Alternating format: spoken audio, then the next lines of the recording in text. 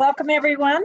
Thank you so much for joining us today for our virtual town hall on the Knight Commission's report, Achieving Racial Equity in College Sports. As co-chair of the Knight Commission, alongside my colleagues Arnie Duncan and Len Elmore, we are proud of the thoughtful and detailed actionable recommendations that the Knight Commission is making to promote racial equity in college sports. The Knight Commission's purpose is to lead transformational change that prioritizes the education, health, safety, and success of college athletes. The Commission has a legacy of influencing major policy changes that improve the experiences for college athletes. And I'm excited and hopeful that our most recent recommendations will yield the same results. For 3 decades, the Knight Commission has designed and advanced reforms driven by the principle that all athletes, regardless of race and gender, should be treated equitably. This longstanding commitment has not wavered and has inspired the Commission's most recent report, developed by its Racial Equity Task Force. This task force came together amidst a long overdue racial reckoning across the nation to develop recommendations that, with implementation, can create true racial equity in college sports. It is my pleasure to introduce today's speakers. Len Elmore, Task Force Chairman and Senior Lecturer at Columbia University, television commentator, attorney, and former NBA and University of Maryland basketball player. Gloria Nevarez, one of the newest Knight Commission members and Commissioner of the West Coast Conference. Shanteona Keys, Task Force Vice Chair and Manager of Education for the Women's Basketball Coaches Association. Jacques McClendon, Task Force Vice Chair, Co-Chair, and Director of Football Affairs for the Los Angeles Rams. And Bud Peterson, President Emeritus and Regents Professor, Georgia Institute of Technology and Task Force member, and Amy Perko, Knight Commission Chief Executive Officer. We will also hear from 2 prominent leaders in college sports. Mike Locksley, head football coach at the University of Maryland and founder of the National Coalition of Minority Football Coaches, and Ken Shropshire, CEO of the Global Sport Institute and the Adidas Distinguished Professor of Global Sport at Arizona State University. Coach Locksley and Ken will react to the Knight Commission's recommendations and share information on their respective and related work in this area. So before I turn this session over to our presenters, I want to remind you of a few housekeeping items. If you have questions, please click on the Q&A icon on your control panel. You can submit your questions at any time. We will answer questions at the conclusion of our presentation, so please identify your name and affiliation with your question. Today's session is being recorded and will be posted on our website. So now I will turn it over to Len Elmore. Len? Thank you, Nancy. The Knight Commission's report makes the case that diversity, inclusion, and equity in college sports must move from aspiration to reality and from pledge to practice and policy. Redressing racial equity and racial injustice in college sports must be an ongoing priority and area for investment, not only for the NCAA, but for every institution, every college president, every athletics director, every coach, every athletic program staff member, every faculty athletic representative, and every university diversity and inclusion officer. All college athletes are entitled to a bias-free educational experience, and intercollegiate athletics participation should and must contribute to a vibrant and fully inclusive educational community. Now, today we will speak to the 4 focus areas from our report to create a more just model of college sports, break down the barriers to equity for Black athletes, and promote diversity, inclusion, and belonging in their college experience. Our first focus area is closing educational opportunity gaps to create an equitable pathway for Black athletes' success during and after college. The NCAA and its member institutions must eliminate numerous barriers that have a negative impact on access to quality education for Black athletes in all college sports. They must also close the opportunity gap experienced by Black athletes compared to their peers of other races and ethnicities. More than 1/5, 22% of the teams in the 2021 NCAA Division I men's basketball tournament had an inexcusable 30 percentage point or greater gap between the graduation rates of their white and Black players. Now, we have 5 recommendations in this area. All of the detail and background for these recommendations, which in some cases are complex, are in our report. For the purposes of this presentation, I will highlight 3 of these recommendations. First, the NCAA should eliminate the standardized test to determine first-year athletics eligibility, and instead, the NCAA should implement a holistic evaluation process based on learning sciences research and best admissions practices that places emphasis on an athlete's high school academic record, including high school grade point average and satisfactory completion of high school core courses. Regarding these first 2 recommendations, we're pleased that the NCAA has a working group to study the use of standardized tests to determine initial eligibility for athletics participation.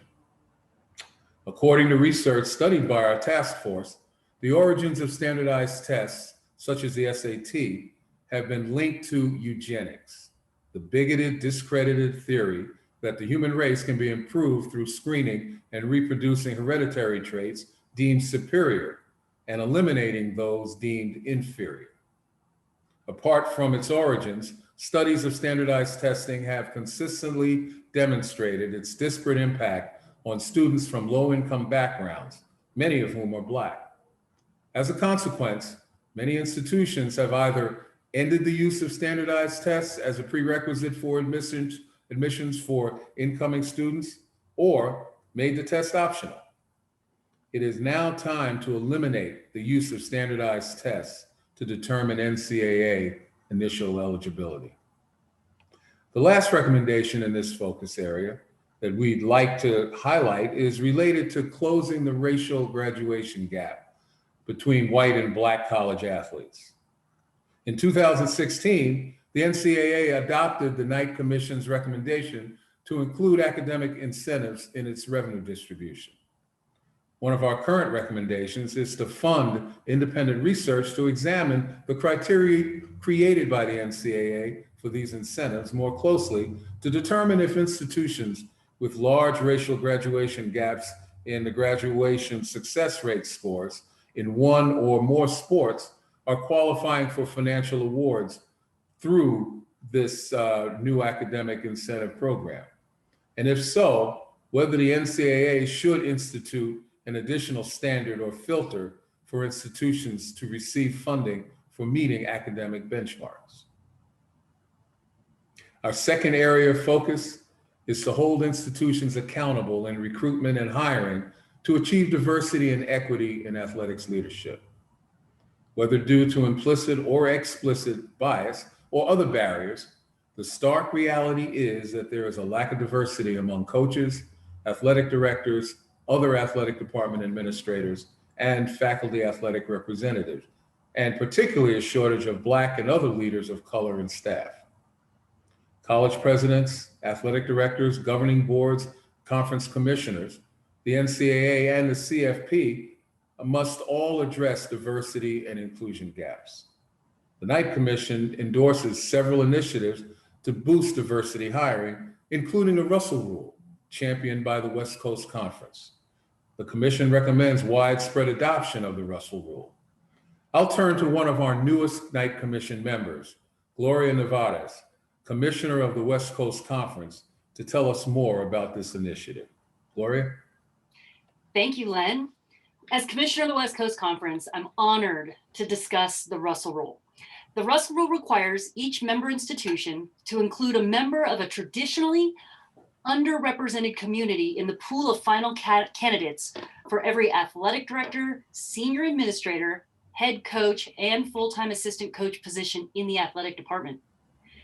To make accountability meaningful, each conference school and the conference office must file an annual report card on demographics of athletic leadership searches and hiring.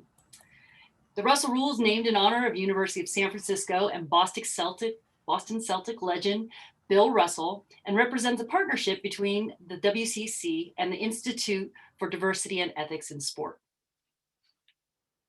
It is far past the time for talk about increasing diversity in college athletics hiring and time for action. It's my hope and hope of the Knight Commission that the Russell Rule be adopted across all NCAA conferences.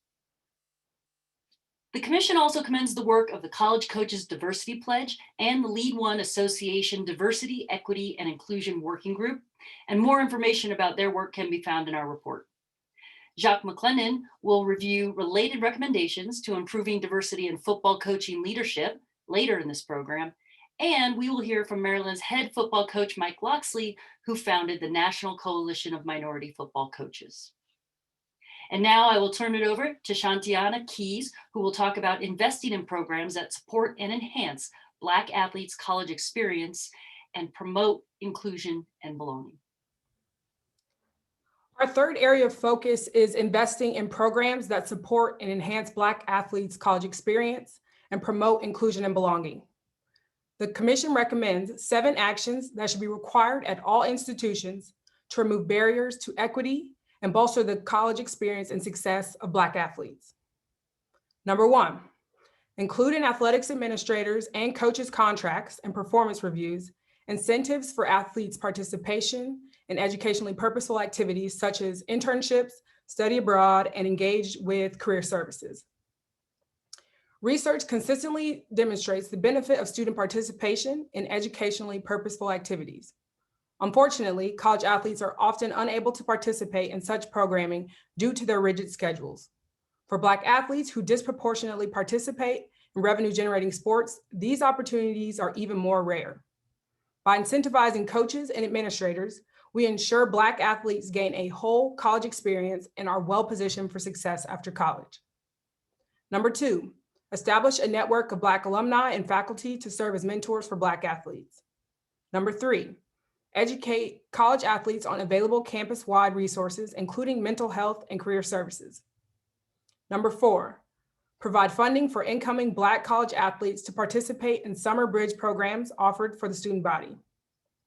Research has substantiated the impact of summer bridge programs on improving recruiting, retention, and graduation rates for underrepresented students. Institutions must work to demonstrate that education is truly a priority and work to create programming that assists in the matriculation of athletes to their campuses. Number 5, inform and encourage incoming Black college athletes of opportunities to engage with campus-wide offices and staff who support underrepresented groups, such as National Pan-Hellenic Council, Black student unions, Africana and African American studies, and institutes. Number 6, provide financial literacy programming for all college athletes, particularly those in revenue-producing sports. Number 7, encourage all college athletes to complete a cultural competency course or training as offered by their institutions for all students. In the event an institution does not offer a course, the athletics department should provide programming to provide cultural competency training to all athletes. Recently, the state of California system established a policy that will require all students to complete an ethnic studies course as a requirement for graduation. We applaud this movement and recommend the athletics department work to ensure all athletes are able to participate in similar courses. In addition to actions taken by member institutions, the Commission recommends that the NCAA take 2 actions to improve the racial climate in athletics programs. First, the NCAA and coaches associations must expedite the development of coaching credentialing programs and prioritize the inclusion of cultural competencies within these programs. Second, the NCAA should require institutions to designate the equivalent of the senior woman administrator position to represent the interests of athletes of color. While the Athletics Diversity and Inclusion Designee was a good start to improving the racial climate of athletics departments, it did not go far enough. Athletes of color need a direct advocate within the athletics department to ensure their interests are being kept top of mind. Now I'll turn it over to Jacques McClendon to discuss our 4th and final area of focus.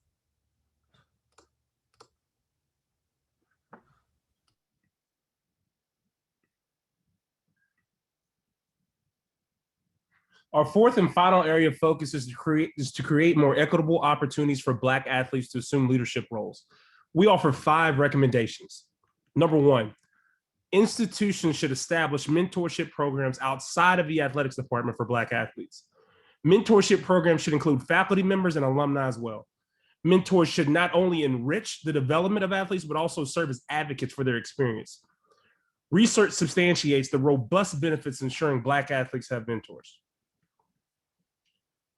Institutions should substantially increase the number of Black faculty athletics representatives. President Emeritus Bud Peterson will describe the impact of appointing a Black farm momentarily.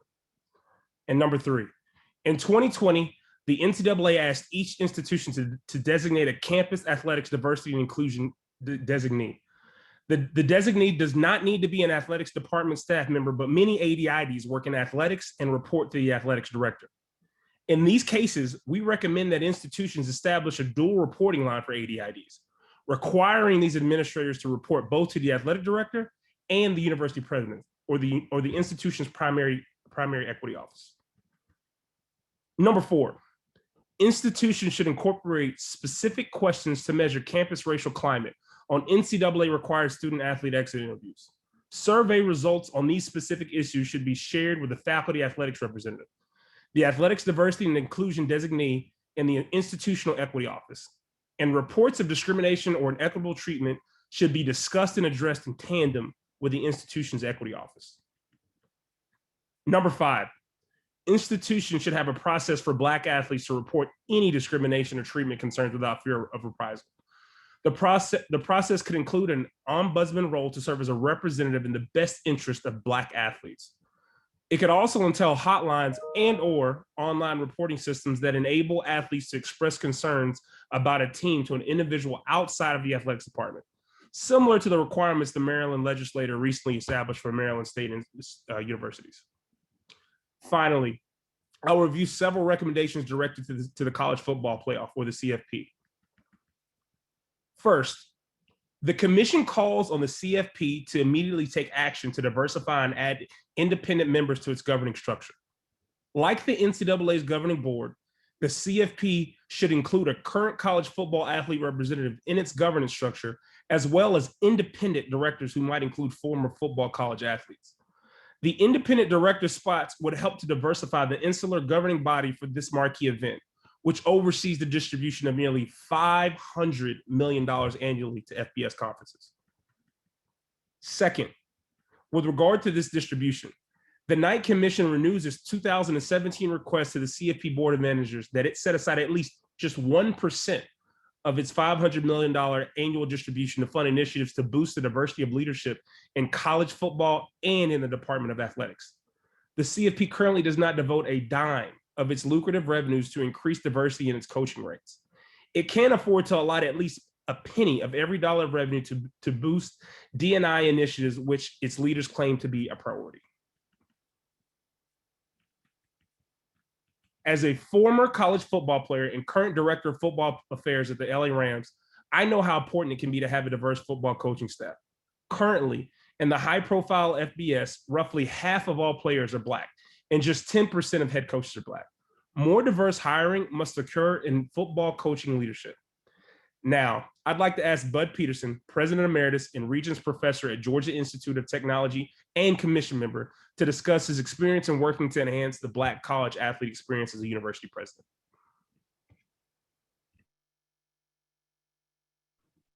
Thank you, Jacques.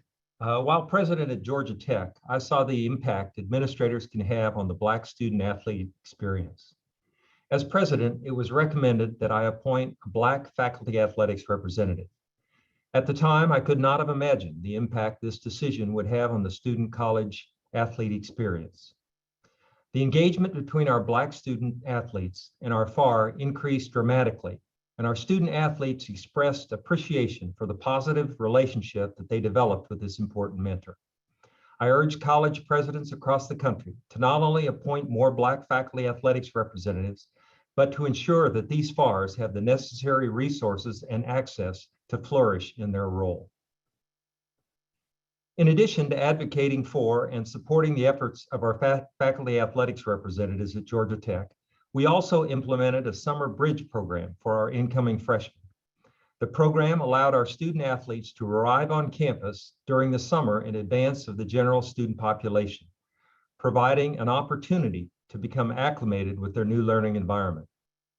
The program had tremendously positive impact on all of our students, but in particular on our Black student athletes, ensuring a welcoming experience from the first day. I will now turn it over to Amy Perko, CEO of the Knight Commission, to welcome our guests and announce the new Knight Commission initiative. Amy? Thanks, Bud. To enable further impact in these areas, the Knight Commission will initially offer $100,000 in multi-year grants to fund research that demonstrates how specific interventions impact the Black athlete experience and/or Black athlete advocacy areas. Grant recipients must demonstrate a partnership between researchers and athletics administrators. More information about the research grant is available on our website, knightcommission.org. We want to thank the John S. and James L. Knight Foundation for their strong support of this work and for providing the funding for these research grants. Before we take your questions, we will hear from two special guests. First, let me provide the instructions on the Q&A so you can begin to get your questions in the queue. If you have a question, please click on the Q&A icon on your control panel. All of our presenters will be available to take your questions. Please identify your affiliation and also identify the presenter to whom your question is directed. Now I'd like to welcome two of our special guests, Maryland head football coach Mike Locksley and Ken Shropshire, the CEO of Global Sport Institute at Arizona State University. Coach Locksley is also the president and founder of the National Coalition of the Minority Football Coaches. I'd like to welcome him now to make some comments. Coach, thank you for your leadership. And we'd like to hear your reactions to our recommendations and learn about the progress your organization is making. Sure. Thanks, Amy, and thanks to the Knight Commission for an opportunity to come, listen into all the great suggestions that you guys have come up with to better minorities in the collegiate sports. Secondly, really excited to talk to you guys a little bit about the National Coalition of Minority Football Coaches. This was an organization that I started almost a year ago, a little less than a year ago, during the pandemic. I had wanted to take a 360 or quality control where I was in the profession as one of 14 minority football coaches. And it made me think, going into the second opportunity of being a full-time minority coach, that in 2009, we had gotten up to 18 and now we were down to 14. And it made me think, who's there to advocate for minority coaches? What organization is there? And there wasn't one. And so what I did was took the social equity of relationships that I gained from a lot of different people to get back to this chair. And I reached out and asked each and every one of those guys, which had become the board members of our organization, to help me in finding a way to be part of the solution and not just part of the problem.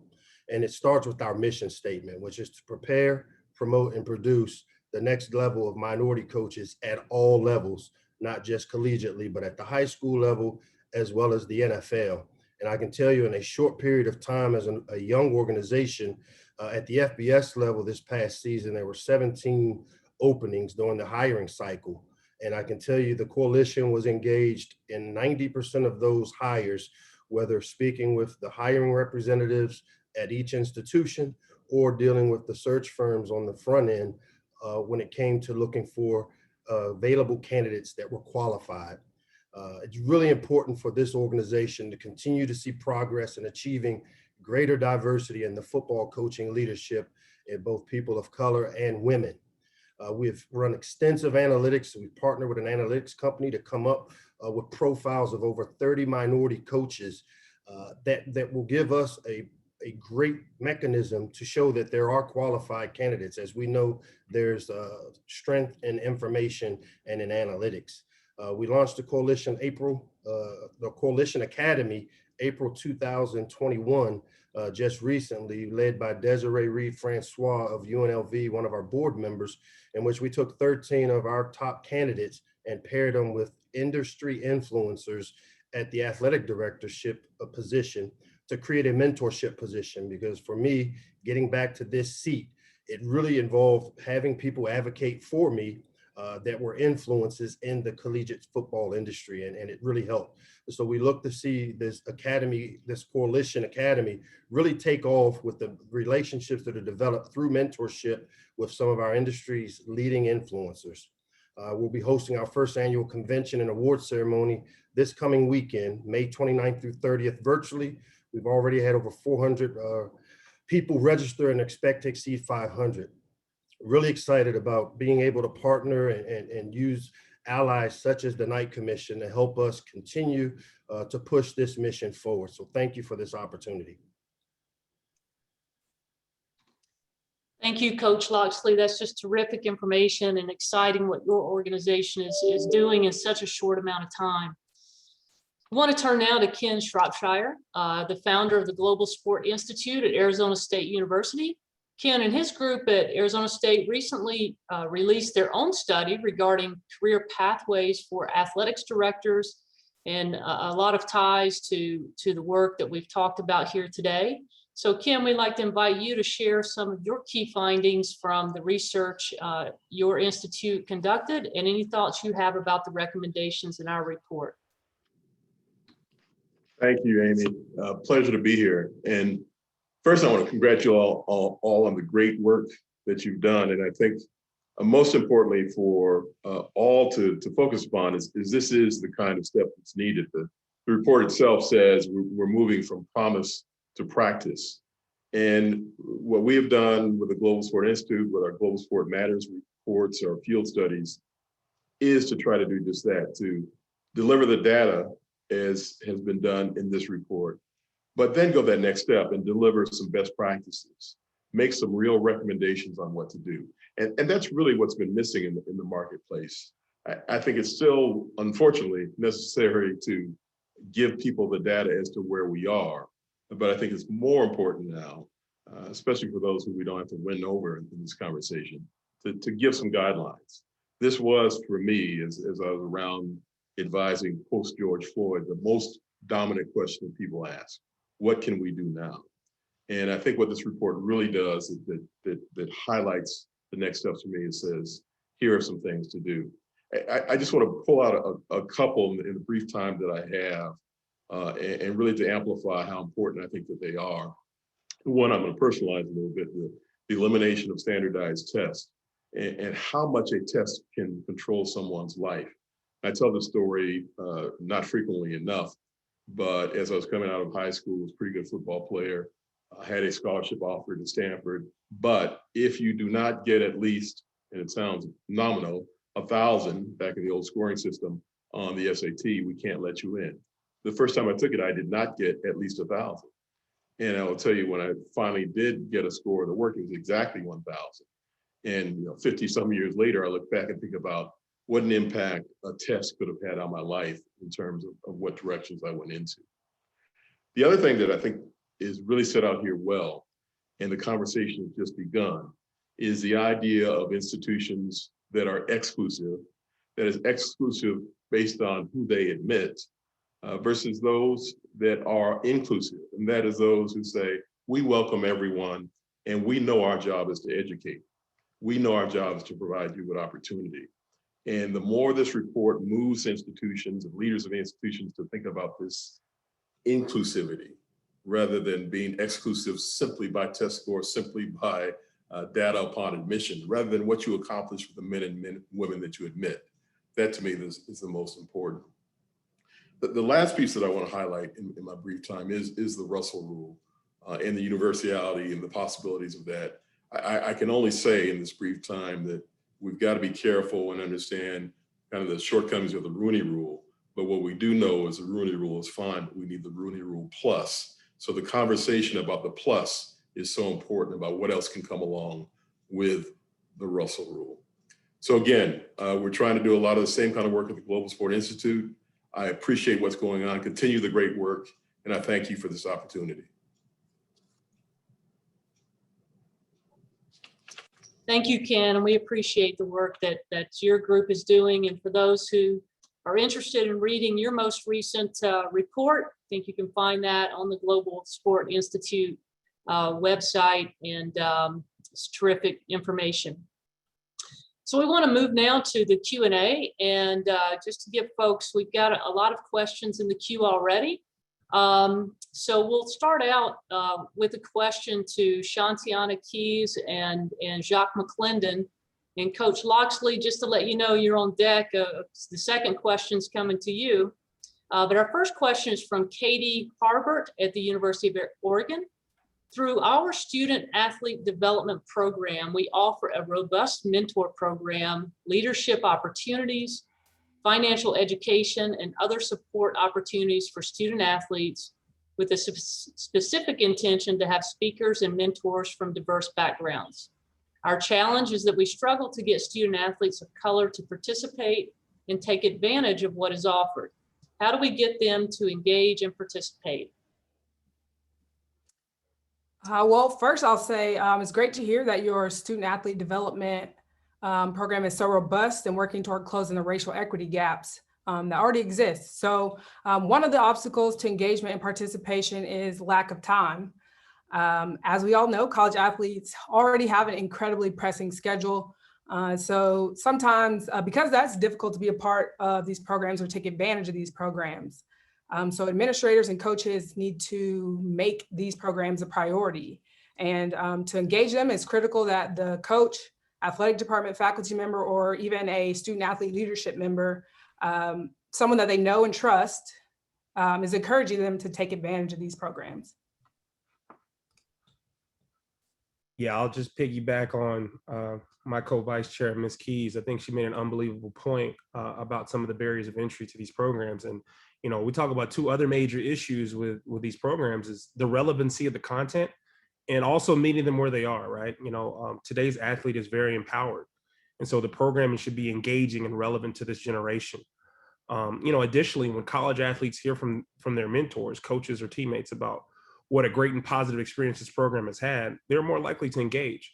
The element of trust is critical. That's why we're calling on the NCAA to develop coaching credentials around diversity, equity, inclusion, so that coaches can properly advocate, encourage, and support their athletes for the best collegiate experience. You know, it's one of those things that when you have more people at the top that look like you, those conversations are a little harder, a little easier, I should say. And so, you know, we really feel like being able to shift that needle in that regard would really help. Thanks, Jacques and Shanteona. So this next question is from Kelly Lyle at the Fort Collins, Coloradoan. This is for Coach Loxley. Coach, why do you think there are so many minority assistant coaches in college football and basketball, yet so few head coaches? What is the primary barrier you have seen for those assistants to move up to head coaching jobs, and how can those barriers be eliminated? Sure, two really good questions, and one I'll start with. You know, 30 years ago when I got in this profession, for the first probably 10 years, I would be the one minority coach on each staff that I served. And so I think with the addition, as we've heard, 50% of our student athletes being minorities, head coaches saw the value of increasing the number of minority assistant coaches, because one, the ability to go recruit them, the trust word I heard someone mention earlier comes into play, and much like anything, when you're selling, if people like you, they buy from you. And I think the familiarity of seeing minorities coming into the home to recruit these minority athletes really is what pushed that number to grow to where it is today. The second one is what we started this coalition, what it's all about, finding out these barriers. And I can tell you in the short time that we've studied it, one, I think the biggest issue is that, as we like to say, the goalpost continues to move when you talk about what are the barriers, because at one time it was we don't have enough coordinators that are minorities, and then all of a sudden we're hiring people that aren't coordinators. And then the next thing, we don't have enough in the quarterback room, and then we start creating advocacies and ways to improve minorities in that room. And so it's a moving target as to what the barriers are. But what I found, based off of my own personal experiences, which is why I created the organization that I started, was that when you have third-party validation, meaning when Nick Saban picks up the phone to call and say, hey, I got a great coach and coordinator in Mike Locksley that would make a hell of a head coach, those needles start to move. And so for me, having had 2 opportunities now to sit in the chair as a head coach, and I look back at the third-party validation of working for Debbie Yao, who's also part of this organization. It was one of the first female athletic administrators in the NCAA. And so I'm a big believer that part of the barriers are the relationships and the comfortability that people that make these hires have in hiring minorities. And so the more we can, as I like to say, campaign for the qualified candidates that we have that are minorities, which is why we started the academy, the Coalition Academy, where we're pairing minority coaches with industry influencers at the athletic director level. Those are the ways that we're trying to break those barriers down and we'll continue to look deeply into other avenues, ways. But I think it starts with one, having a comfortability in knowing the people that you're hiring. And we've just got to continue to do a better job of putting our qualified candidates in front of these decision makers and having them have an opportunity to get to know them outside of just maybe being a football coach. Great, thanks, Coach Locksley. The next question is going to be for Gloria Nevarez. This is from Jim Paquette. What resources has the West Coast Conference provided its member institutions to assist with fulfilling the Russell Rule? What on-campus programs have been the most successful and/or have made significant progress, and what were the primary drivers? Thanks for the question, Jim. Appreciate it. And you know, when we first rolled the program, we did conference-wide microaggression training, inclusiveness training, all via Zoom, obviously, because we were in the middle of COVID, but we offered it to all student athletes and all personnel across the league. For us, frankly, one of the most powerful pieces of this program will be the data collection, especially around the hiring. Because if you have a single school constantly missing the policy, that's one type of problem or issue you have to deal with. But if you have 10 schools that meet the policy pretty much with all their other hires, but maybe they're all collectively missing in first assistant coach for sport X, which maybe is historically unrepresented by folks of diverse background, then you have a different problem. And you can program to pipeline and connecting hiring parties with diverse candidates pools, especially because there is no one size fits all philosophy. And I really think the flexibility that has been built into the Russell Rule is right sized to the issues specific to our league and can be morphed as needed across different organizations. And I would also add that, you know, it's flexible enough in that if you interview a woman for the head coaching position of a men's sport in the college space, that actually satisfies our policy as well, because that is a very unrepresented population in collegiate athletic hiring. So one, I think the policy has infused a sense of deliberation. Two, we've really tried to, you know, do broad-based educational efforts and to increase the conversation on campus. And then three, that data collection, I think, is really going to help inform our programming going forward. Terrific, thanks, Gloria. The next question is from Gerald Gurney. Why doesn't the college football playoff devote a dime for a health trust for athlete health affecting long-term injury related to athletics participation? And that's for any of the panelists to respond to. Okay. Oh, go ahead, Len. Well, I was just going to say that's a question that we have asked numerous times ourselves, why the college football playoff doesn't contribute to more of the situations that adversely affect their constituency. And, you know, I think that's a great point, that the more that they can get themselves involved in solving some of the issues within football, obviously, particularly Division I football, obviously it takes a lot of the pressure off of the NCAA, who does contribute to football in a variety of ways in their administration of college sports. And the college football playoff gives just about nothing to those vital areas, particularly in the situation that you mentioned. So, you know, that's a question. We hope it's not rhetorical, that ultimately that they will answer, that moral suasion, voices like yours can speak out to, you know, apply, you know, some general pressure to have them recognize that their resources, their voices are certainly needed.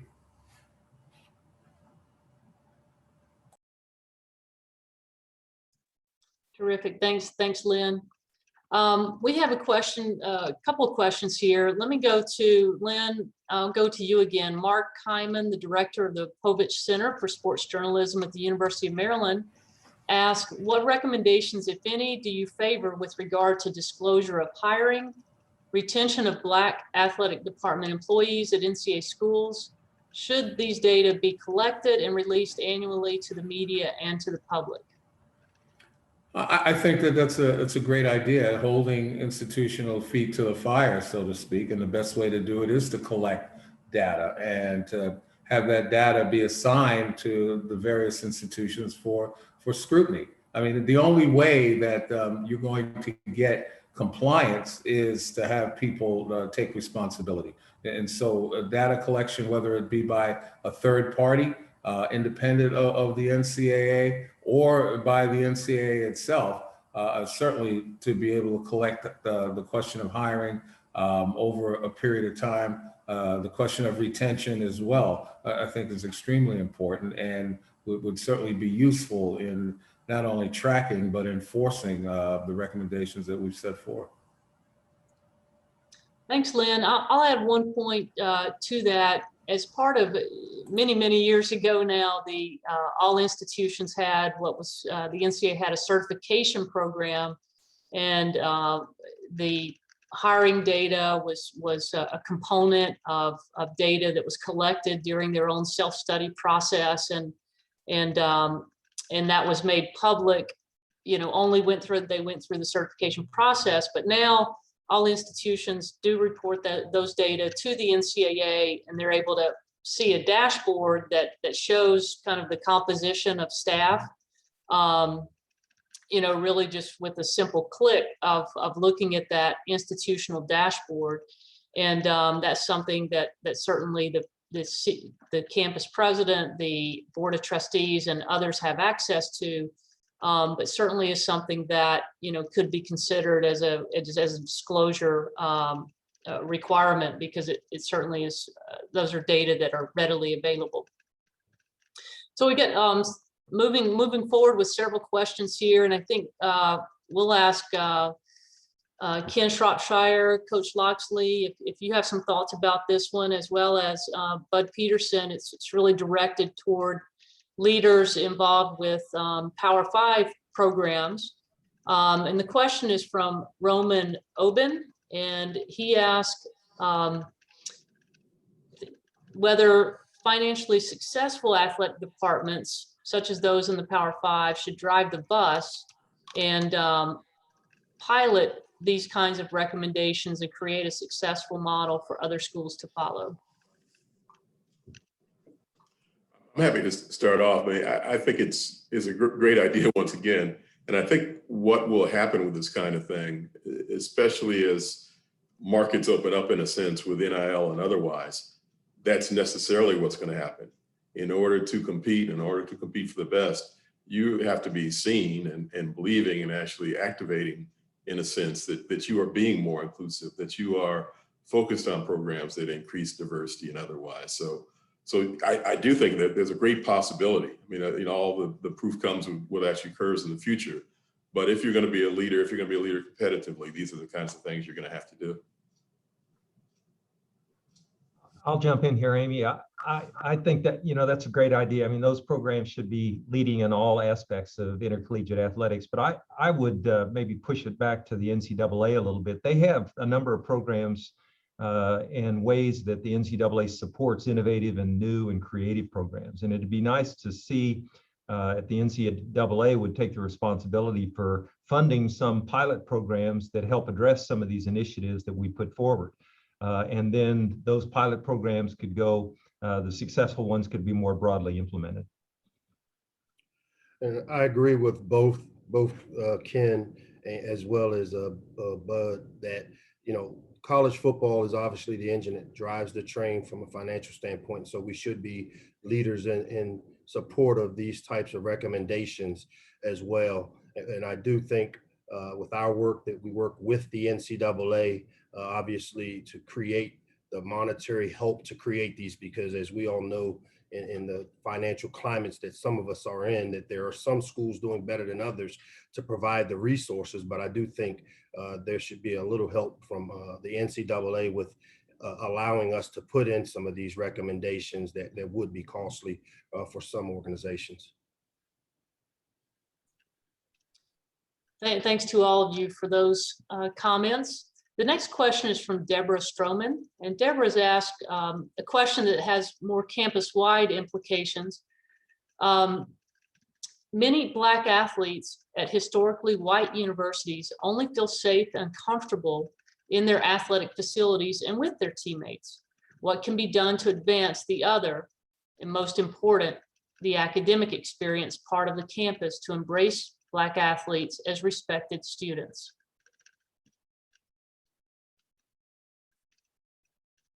If anyone can jump, Bud, do you want to start? I'll take a first shot at that, Amy. I think there's a lot of things that can be done. There are a lot of things that that universities are trying right now, but I think Deborah is exactly right that the student athletes have a tendency to cluster together because that's where they feel safe.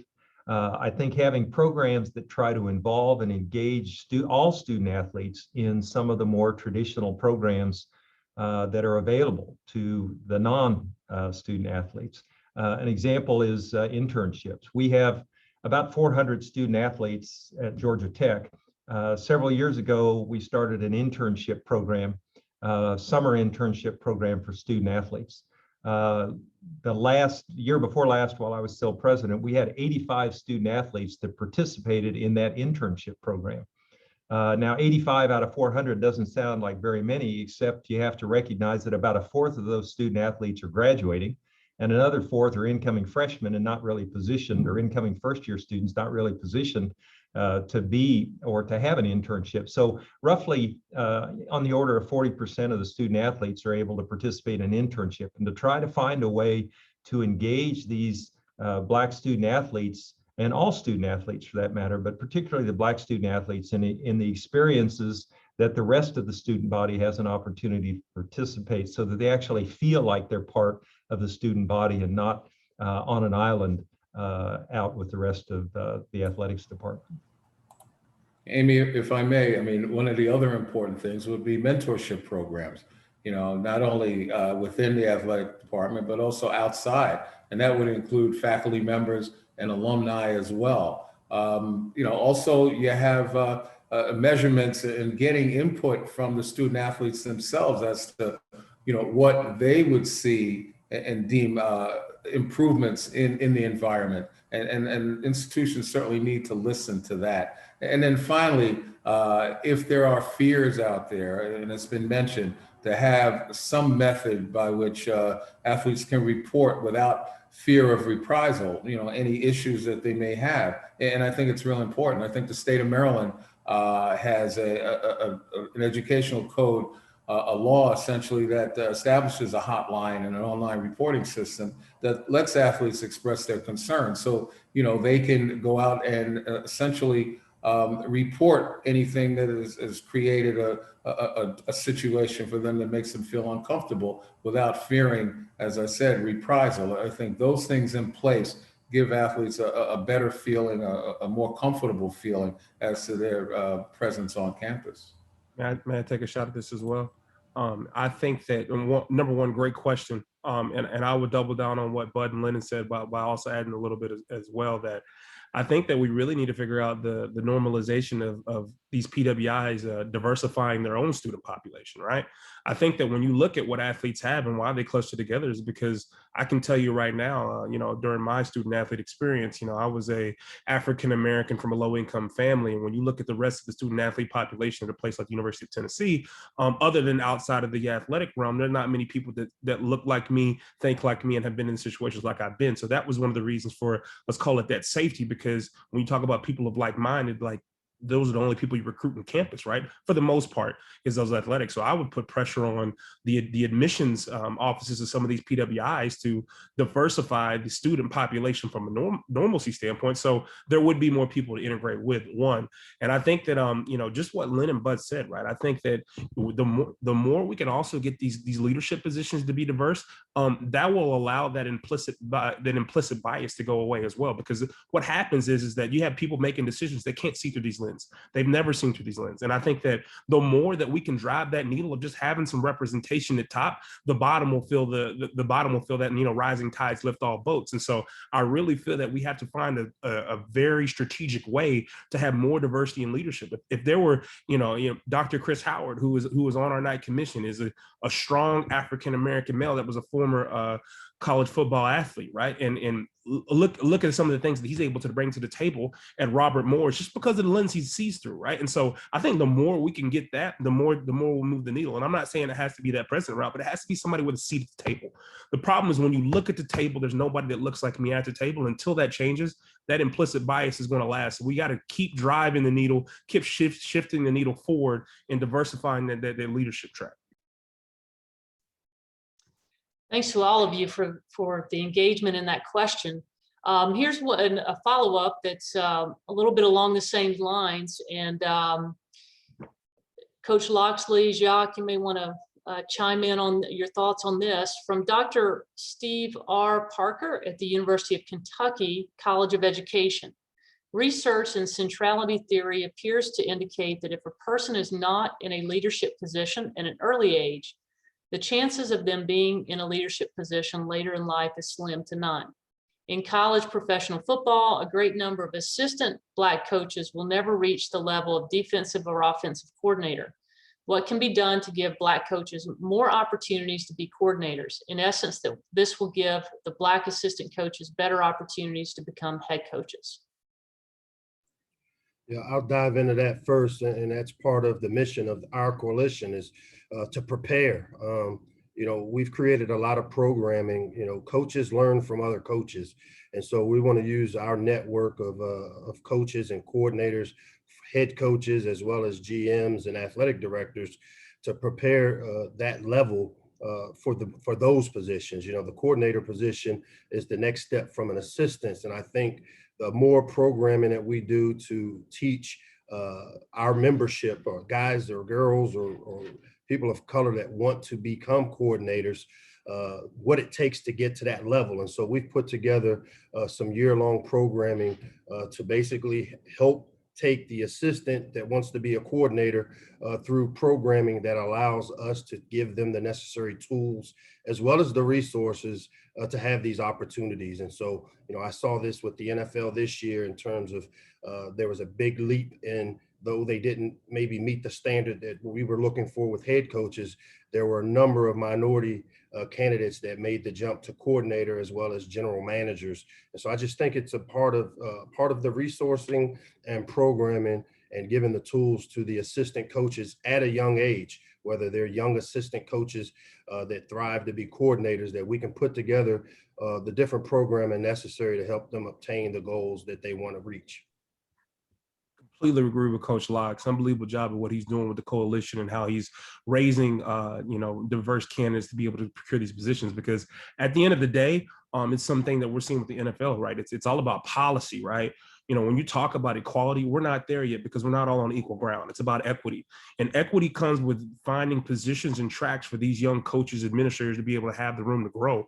I know it's something that we're doing at the NFL level right now, right? Is that we're having fellowship opportunities where diverse coaches have to be on for a year. Well, we're doing our Bill Walsh coaching fellowship right now. We have the Nunn Wooten scouting fellowship that we have all year. So it's providing visibility and opportunity, because at the end of the day, diverse candidates need They need sponsorship. I think one thing Coach Locke said earlier that really hit home with me, when you go work for Nick Saban and he signs off for you, people listen.